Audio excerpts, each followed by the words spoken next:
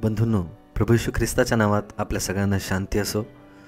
आपल्या सगळ्यांच्या प्रतिक्रिया, आपण केलेलं सबस्क्राईब आणि लाईक आणि इतरांना जे शेअर करत आहे त्याबद्दल मी खरंच आपला मनपूर्वक आभारी आहे. प्रभू येशूच्या कृपेने आणि तुमच्या सगळ्यांच्या सहकार्याने आपण खूप चांगला पल्ला गाठलेला आहे.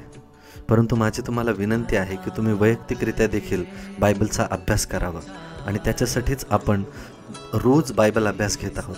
आणि जर खरंच तुम्हाला इच्छा आहे की मला बायबलचं वचन बारकाईने समजून घ्यायचं आहे, देवाबद्दल जाणून घ्यायचं आहे, तर आम्ही तुमच्यासाठी ऑनलाईन बायबल अभ्यास सुरू केलेला आहे. आणि हा अभ्यास आपल्याला प्रभू येशू ख्रिस्ताच्या जवळ न्यायला खूप सहकार्य करणार आहे.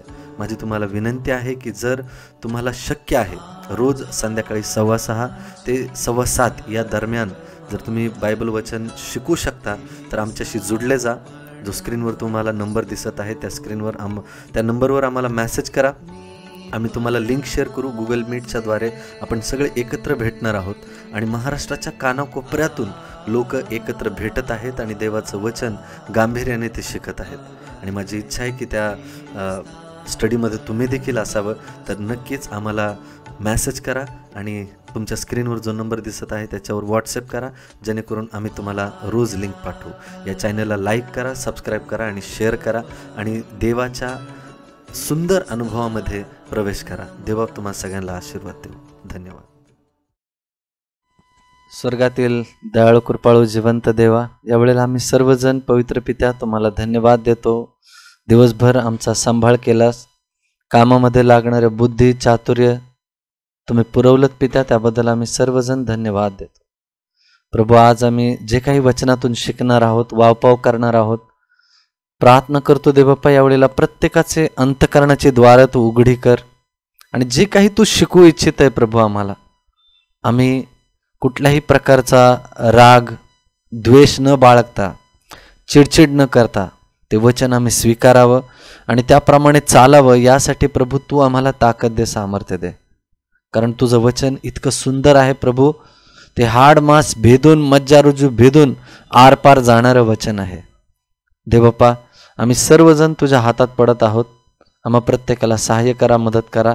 आणि जे कोणी भाऊ बहीण जॉईन होऊ पाहत आहे प्रभू, त्यांना योग्य वेळ द्या, जेणेकरून प्रभू ते पूर्ण वेळ तुझ्या वचनाकडे मननचिंतन करून लक्ष देतील आणि त्यांचं देखील जीवन पलटून जाईल. प्रभू राजा, जे जुने भावंड आहेत देवबाप्पा, ज्यांना जॉईन होण्याची इच्छा आहे परंतु काही कारणाने त्या कामामुळे म्हणा किंवा संसाराच्या गोष्टींमुळे त्यांना जमत नाहीये, प्रभू परमेश्वरा तुम्ही कार्य करा आणि त्या भावंडांना देखील तुम्ही या मीटिंगला जॉईन करण्यास सहाय्य करा, मदत करा. इथून पुढची वेळ पवित्र पिता आम्ही तुमच्या हातात देऊन ही प्रार्थना येशू ख्रिस्ताच्या पवित्र नावात करतो, म्हणून तुम्ही ऐका बाप्पा.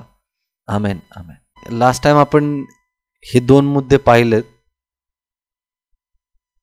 ओके, स्क्रीन दिसते सगळ्यांना?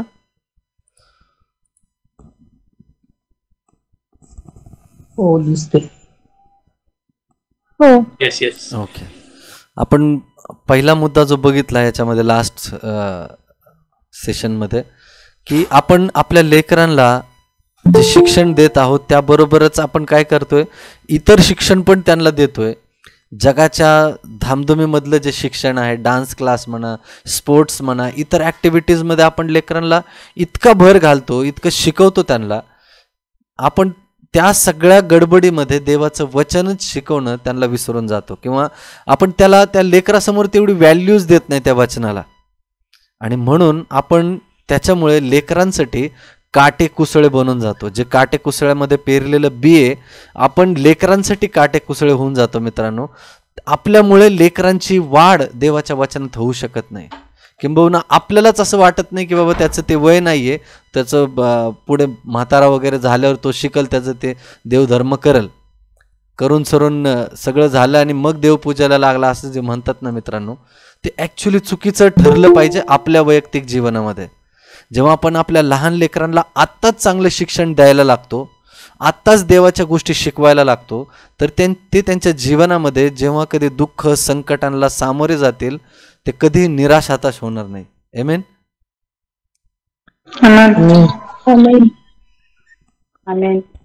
ओके, दुसरा मुद्दा कोणी वाचेल स्क्रीनवरचा? आज चर्चमध्ये ह्याच गोष्टी घडतायत मित्रांनो. देवाचं वचन शिकवण्याच्या निमित्ताने लेकरांना तरुणांना एकत्र केलं जातं, पण करमणुकीच्याच गोष्टी जास्त तिथे दिसून येतात. परंतु एकत्र बसून बायबल स्टडी करणं, वचनांवर वावपाव करणं हे खूप खूप कमी दिसतं मित्रांनो. आणि बऱ्याच वेळेला मी खूप साऱ्या चर्चेसमध्ये बघितलंय की वर्शिपसाठी तरुण मुलांना एकत्र बोलवतात आणि तरुण मुलं गाण्याच्या उद्देशाने, त्यांची कला दाखवण्याच्या उद्देशाने एकत्र येतात, जी चांगली गोष्ट आहे की परमेश्वराच्या स्तुतीसाठी ते एकत्र येतात. पण होतं काय की जेव्हा कधी बायबलबद्दल अभ्यास करण्याची वेळ येते ना, तेव्हा ती लेकरं तेवढा वेळच देत नाही. का? कारण त्यांना असं वाटतं की मी गाऊन लोकांना इम्प्रेस करू शकतो, मी माझे कलागुण दाखवून, माझा डान्स दाखवून मी लोकांना इम्प्रेस करू शकतो, जेणेकरून लोक माझं कौतुक करतील. बायबल स्टडीमध्ये ते काय, कोण कौतुक करणार आहे माझं? अशा गोष्टी त्यांच्या मनामध्ये घुसवल्या जाऊन किंबहुना ते विचार करून ते वचनाला तेवढी व्हॅल्यूज देत नाही. का? कारण आपण त्यांना इतकं साऱ्या गोष्टीमध्ये बिझी करून ठेवलेलं असतं ना की ते वचनाचं तितक्या गांभीर्याने ते विचारच करत नाही. आणि म्हणून मित्रांनो, ह्या गोष्टी लेकरांसाठी काटेकुसळ होऊन जातात. पण आपण नेहमी विचार करायला हवं की माझ्या लेकरांना किंवा माझ्या कुटुंबातल्या लोकांना, माझ्या आजूबाजूच्या लोकांना मला देवाचं वचन कसं शेअर करता येईल आणि त्यांना देवाच्या सानिध्यात कसं आणता येईल, हाच नेहमी आपला विचार असला पाहिजे. शेवटचा मुद्दा आपल्याला सांगतो. त्यामुळे परमेश्वराची उपासना मंदिरं याविषयीचा आदर सत्कार तरुणांच्या मनात कमी होतो, आत्मसंयमी कमी होते, कमकुवत होते, स्वार्थीपणा, भूक, थाटमाटाची हौस आणि त्यात ते भाग घेत असता त्यांची हाव अधिकच वाढत जाते. त्यांना हे सगळे डान्स क्लास, स्पोर्ट्स क्लास याच्यामध्ये आपण टाकतो. मित्रांनो, ती चांगली गोष्ट आहे. मी वारंवार हे का बोलते, कारण कधी कधी असं लोक म्हणतात की अरे हे कोण आलं आमच्यामध्ये सांगायला, यांना काय अधिकार आहे आमच्याबद्दल बोलवायला, आमच्या लेकरांचं करिअर त्याच्यात घडते तर चांगली गोष्ट आहे. मित्रांनो, चांगली गोष्ट आहे, वाईट असं नाही आहे. परंतु आपली प्रायोरिटी ही लेकरांना देवाचं वचन सांगण्यासाठीची असू द्या. आमेन. त्यांना देव आधी कळला पाहिजे आणि मग ह्या सगळ्या गोष्टी नंतर कळल्या पाहिजेत. बरोबर बोलतोय मी मित्रांनो? आमेन आमेन आमेन. आमेन. काय होतंय मित्रांनो, हे सगळं सिरियल जे आपण बघतोय ना किंवा ते रियालिटी शोज, डान्सचे शोज किंवा गाण्याचे शोज, हे सगळं बघून ना लेकरांमध्ये एकमेकांवर चिरघोडी करण्याची वृत्ती खूप आली. मला ह्याला हरवायचंय, मला त्याला खाली पाडायचंय आणि मला नंबर 1 व्हायचंय. ह्या उद्देशाने ना लेकरं इतकी स्वार्थी होऊन जातात की इतर लोक जर हारले ना तर त्यांना खूप आनंद वाटतो. पण देवाचं शिक्षण असं नाहीये मित्रांनो. त्याला कधीच आवडत नाही की कोणीतरी निराश, हताश होऊन जीवन जगावं. परमेश्वराची इच्छा एकच आहे की आपण त्याच्या जवळ येऊन सगळेजण एक सारख्या पेजवर असावं. कोणी खाली नसावं, कोणी उंच नसावं, आपण सगळे त्याच्या पुढे एकसारख्या रेषेत एकत्र दिसावं. आमेन. आमेन. पण कधी तुम्ही रियालिटी शोज जर बघितले मित्रांनो, त्याच्यामध्ये लेकरांना किती रडवलं जातं आणि त्यांना उत्स्फूर्त केलं जातं बघा. आता ते कितपत खरंय कितपत खोटं माहिती नाही, परंतु त्या लेकरांना तो अवॉर्ड जिंकण्यासाठी म्हणा किंवा ते प्राइज जिंकण्यासाठी इतकं ताणवलं जातं, इतकं काय काय काय काय केलं जातं आणि ते लेकरं त्या समोरच्या जजेसच्या पायासुद्धा पडतात, रडगाणं करतात. हे सगळं कशासाठी? तर ते अवॉर्ड मिळण्यासाठी. जे सगळं नश्वर आहे, जे सगळं इथल्या इथंच राहणार आहे.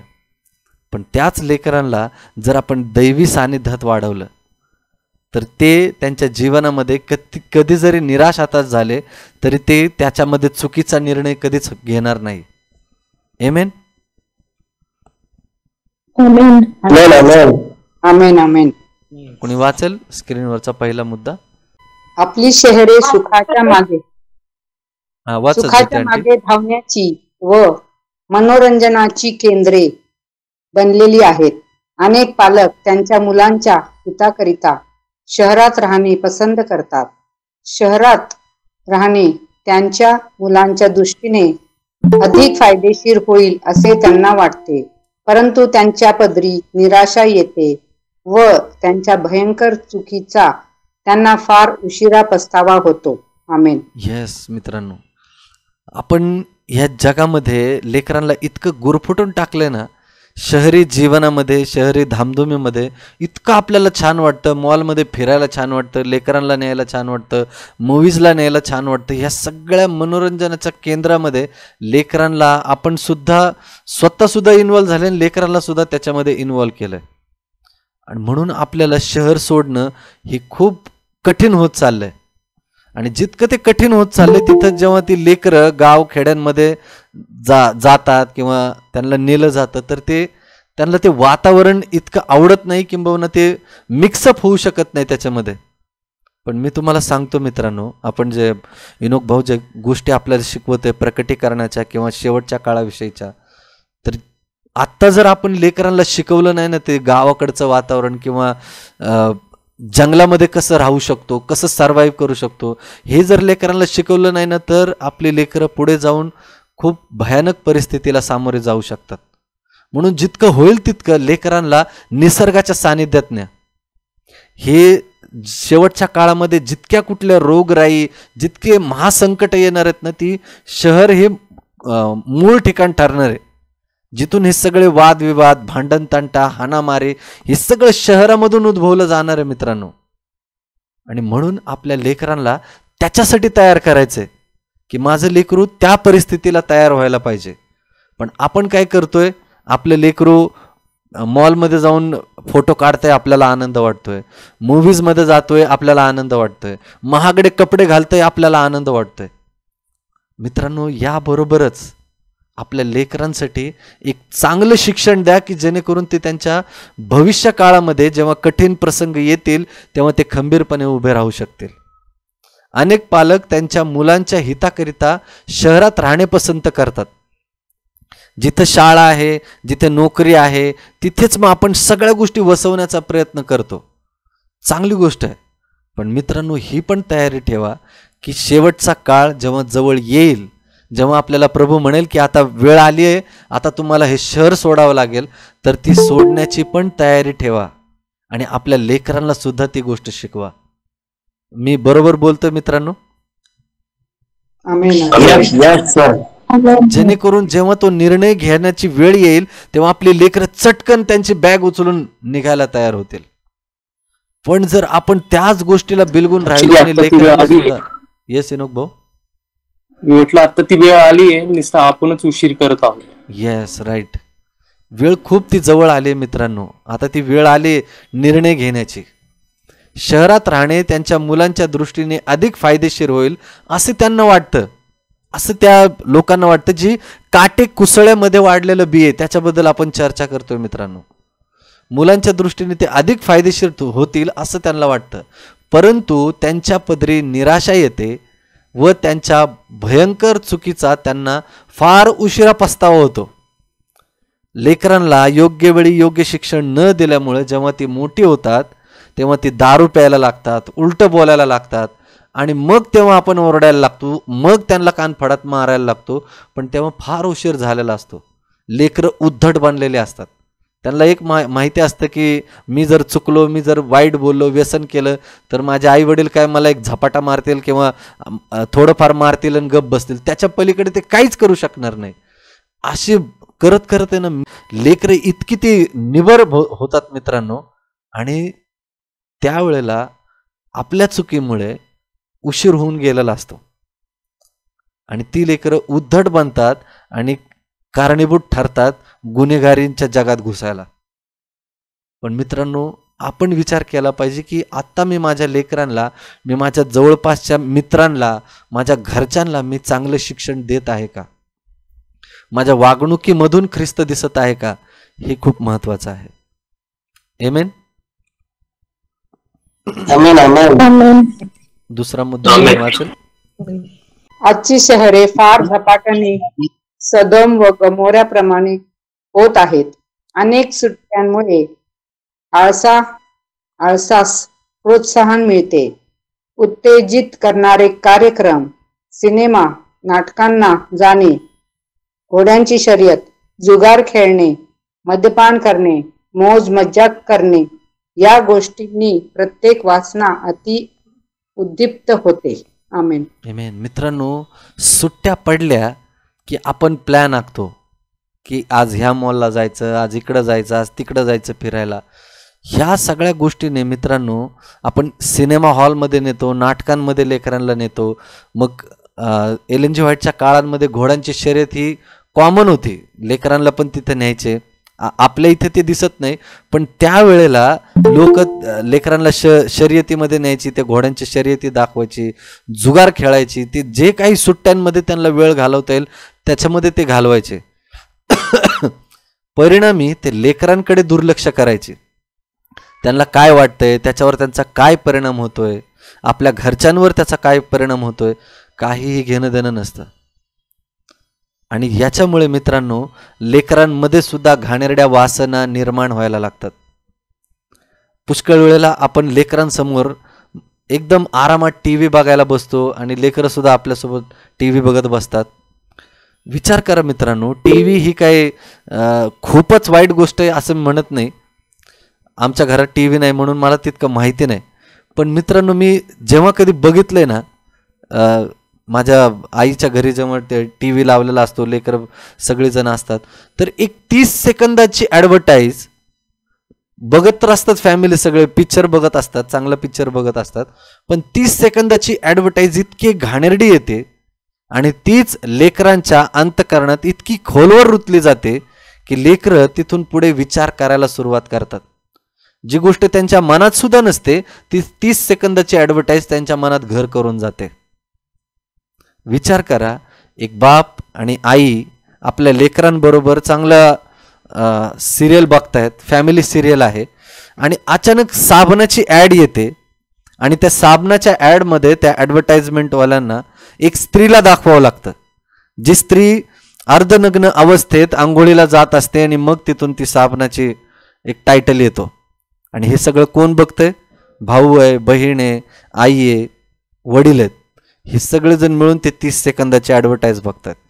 आपल्याला असं वाटतं की अरे काय फरक पडतोय, पण मित्रांनो हे सगळं कारणीभूत ठरतंय त्या लेकरांच्या अंतःकरणात विष पेरायला. मी बरोबर बोलतोय मित्रांनो? आमेन. आमेन आमेन.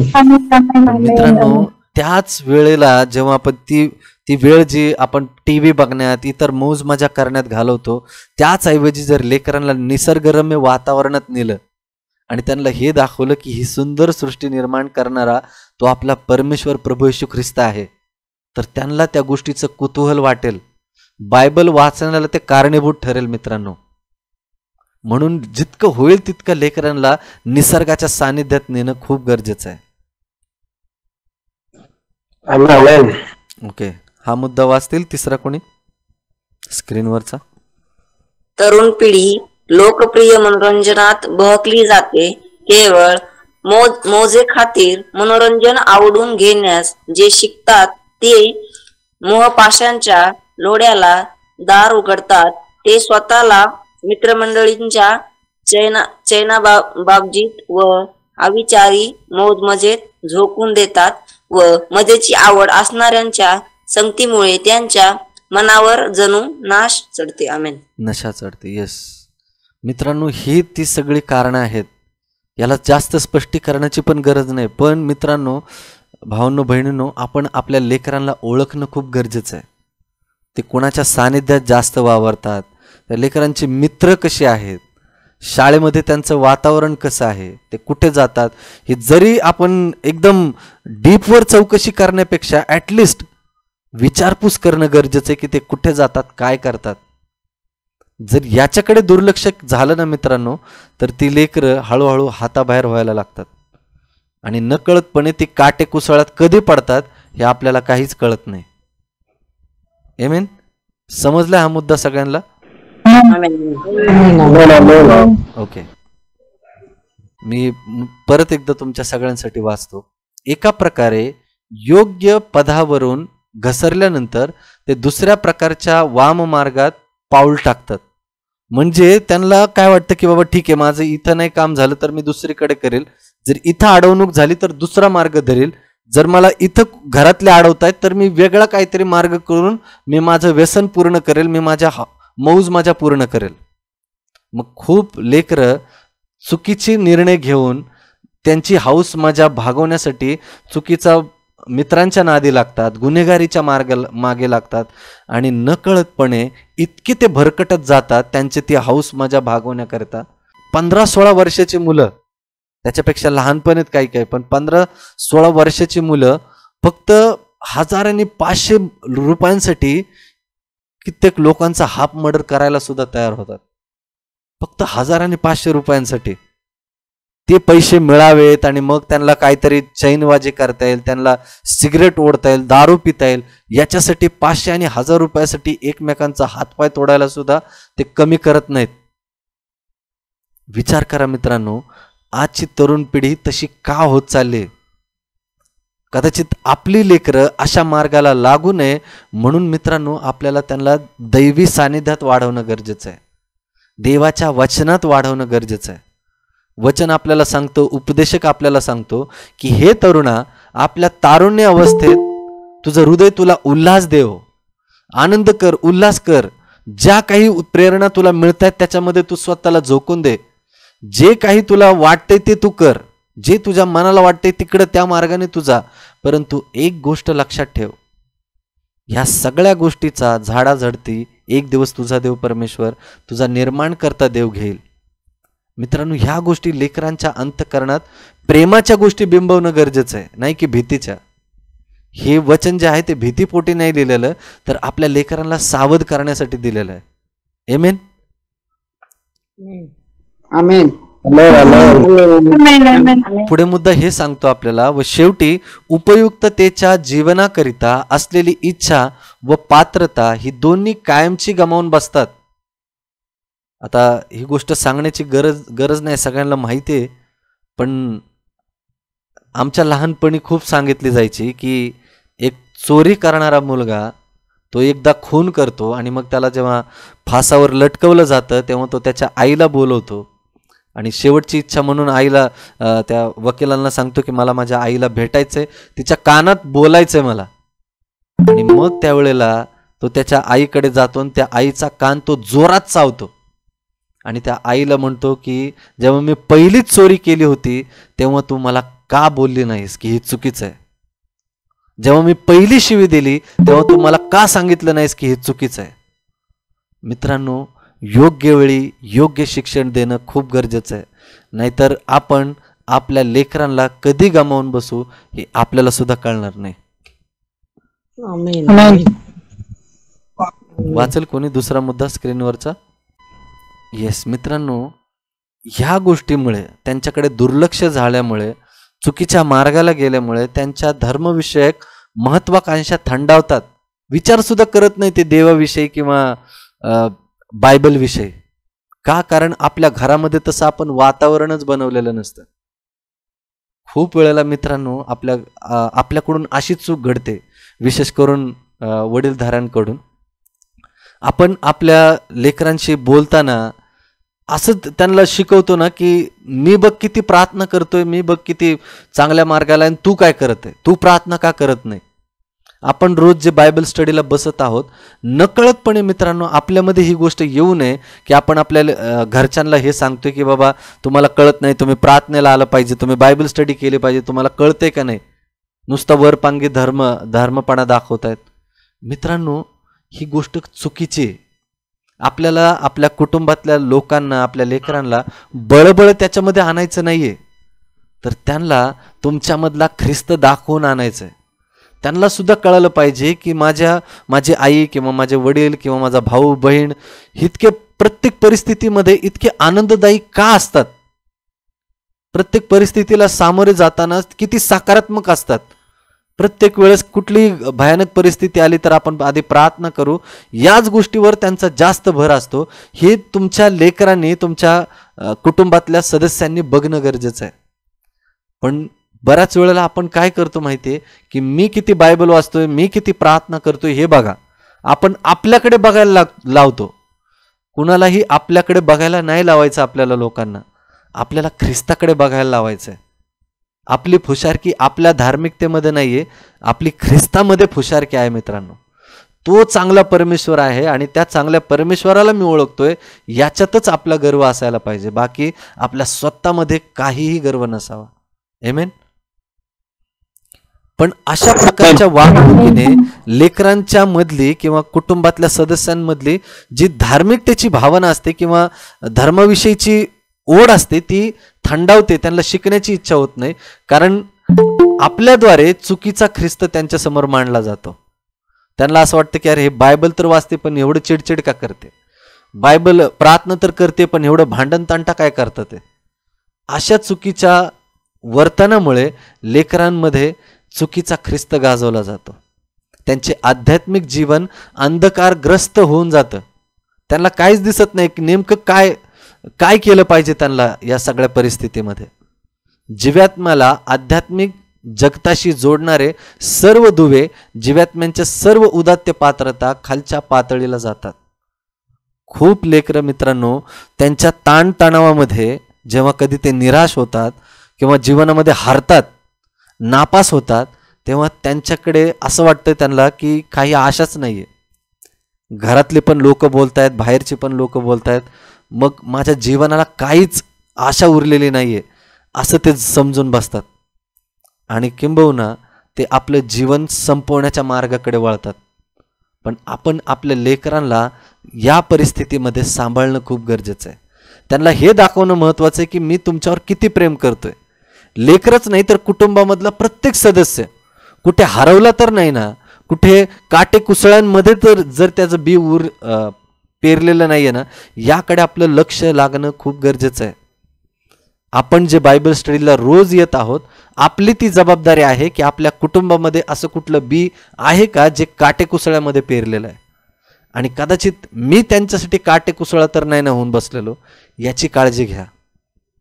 लेकरांना योग्य वेळी योग्य मार्गदर्शन, सल्ला, मसलत त्यांच्याबरोबर बसून वेळ घालवा.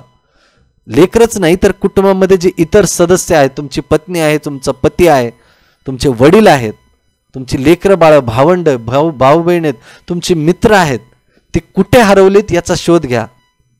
ते काटे कुसळ्यांमध्ये पडलेले आहेत का, त्यांना समजून उमजून घेऊन त्यांच्या जवळ जाऊन त्यांना ख्रिस्ताचं प्रेम द्या. आमेन.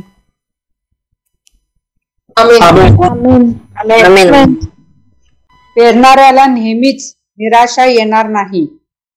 जे बी चांगल्या भूमीवर पेरलेला तो हा आहे की वचन ऐकून समजतो, तो फळ देतो. कोणी 100 पट, कोणी 7 पट, कोणी 30 पट असे देतो. मत्तई 13:23. चांगल्या भूमीवर पेरलेले ते लोक हे आहेत की ते प्रामाणिक व चांगल्या अंतकरणाचे म्हणजे निष्कपट असे आहेत. ते वचन ऐकतात व त्यानुसार पालन करीतात व सहनशीलतेने फळ देत राहतात. आमेन.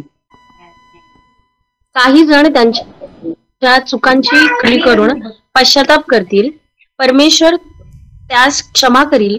पण त्यांनी त्यांच्या आत्म्यास दुःख दिले व त्यामुळे त्यांच्या सजीवनावर दुष्परिणाम व अनर्थ घडवून आणला.